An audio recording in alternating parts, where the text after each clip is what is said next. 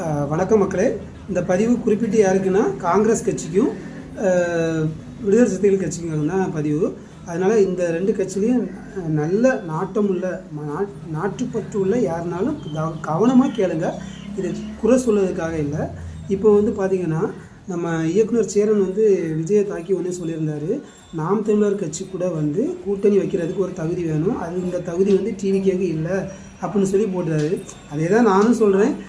டிவிக்கே கூட்டணி வைக்க தக்க கட்சி பார்த்திங்கன்னா நாம் தமிழர் ஒரு கட்சியே இல்லைன்னு சொல்லி நானும் சொல்லுவேன். இல்லை, ஆனால் நல்ல இளைஞர்கள் இருக்கிறாங்க. அதை இது தப்பாக அந்த கட்சி வழிநடத்துது. சரி, அது இருந்துட்டு போட்டு இப்போ நாம் தமிழர் தேவையில்லை. இப்போ விஜயோட அந்த ஃபோக்கஸ், அந்த மிஷன், அந்த அஜெண்டா எல்லாமே என்னென்னா, அந்த கட்சியில் காங்கிரஸும் விடுதலை சிறுத்தைகளும் தான் முக்கியமாக தேவை. ஏன்னு நான் சொல்கிறேன். இப்போ தொடர்ந்து 10 வருஷம் மோடி ஆட்சி அமைச்சிட்டாரு. இப்போ மறுபடியும் ரூலிங் பார்ட்டி காங்கிரஸ் வரணும்னா கண்டிப்பாக அங்கே வந்திருந்தால் கண்டிப்பாக அங்கே இப்போது இன்னொரு எக்ஸாம்பிள் சொல்கிறேன். இப்போ தமிழ்நாட்டில் எத்தனை டிஸ்ட்ரிக் இருக்குதுன்னு பார்த்துவாங்க. அந்த டிஸ்ட்ரிக் அளவுக்கு கூட ஒரு தேசிய கட்சி ஒரு எம்எல்ஏ சீட்டு வாங்கலை. ஒரு சட்டசபை தேர்தலில் 234 தொகுதி இருக்கிற இடத்துல மாவட்ட எத்தனை அது கூட வாங்கலை. உங்களை நம்பி கட்சியில் எப்படி சேருவாங்க?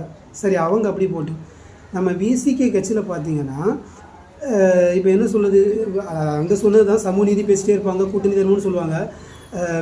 அந்த நம்ம பிரேமலதா பார்த்திங்கன்னா 10+1 கிட்டத்தட்ட அந்த 10+1ங்கிறது 6 to 8 எம்எல்ஏக்கு சமம். 18 சீட்டு வாங்கிட்டாங்க. இவங்க பார்த்திங்கன்னா இன்றைக்கி கூட்டணி தருவோம்னு சொல்லி பேசிகிட்டு இருக்காங்க. இதே விஜய் கூட வந்திருந்தாங்கன்னா குறையாமல் பார்த்திங்கன்னா இன்றைக்கி காங்கிரஸ் வாங்கியிருக்காங்கல்ல, அதை விட 3 சீட்டு எக்ஸ்ட்ரா கொடுத்துருப்பாரு. அப்போ யாருக்கு கேவலம்?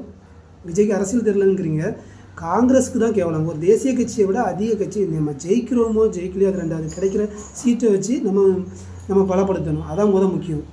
இதை திருமாவளவன் என்ன சொல்ல தப்பு பண்ணிட்டார். ஏன்னா டிஎம்கேல இருக்கிறது வரை அது ஒரு ஜாதி கட்சி தான். ஆனால் விஜய்கிட்ட வந்திருந்தா அது நீங்கள் ஜெயிக்கிறீங்களோ ஜெயிக்கலோ அது ரெண்டாவது, உங்களுக்கு இந்த ஜாதி கட்சிங்கிற பேச்சே போயிருக்கும். நீங்கள் தப்பு பண்ணிட்டீங்க. அதற்கான தண்டனையை மக்கள் இந்த தேர்தலில் கட்டாயம் தருவாங்க. பொறுத்திருந்து பாருங்கள். காங்கிரஸும் தப்பு பண்ணிட்டீங்க, விசிகாவும் தப்பு பண்ணிட்டீங்க. புது கட்சி வருதுன்னு சொல்லி புது கட்சின்னு பார்க்காதீங்க. ஏன்னா எல்லாருமே ஒரு நாலேஜ் கற்றுக்கிட்டு தான் வந்திருப்பாங்க. புது கட்சினா எது? புது கட்சினா பிறந்த குழந்தை தான் புது கட்சி. அந்த குழந்தைக்கு தான் ஏஜ் இருக்காது, எக்ஸ்பீரியன்ஸ் இருக்காது. மற்றபடி அதுவும் எக்ஸ்பீரியன்ஸ் தான். ஏன்னா 10 மாதம் அம்மா வயிற்றுக்குள்ளேருந்து எல்லாம் கேட்டுக்கிட்டு இன்றைக்கி எல்லா குழந்தையும் பண்ணுது. எதுவுமே இன்றைக்கி புதுசுன்னு சொல்லக்கூடாது. எல்லாமே பார்த்திங்கன்னா எக்ஸ்பீரியன்ஸ் தான். அதனால் இந்த தேர்தலில் உங்களுக்கு மக்கள் பாடம் போற்றுவார்கள். நன்றி.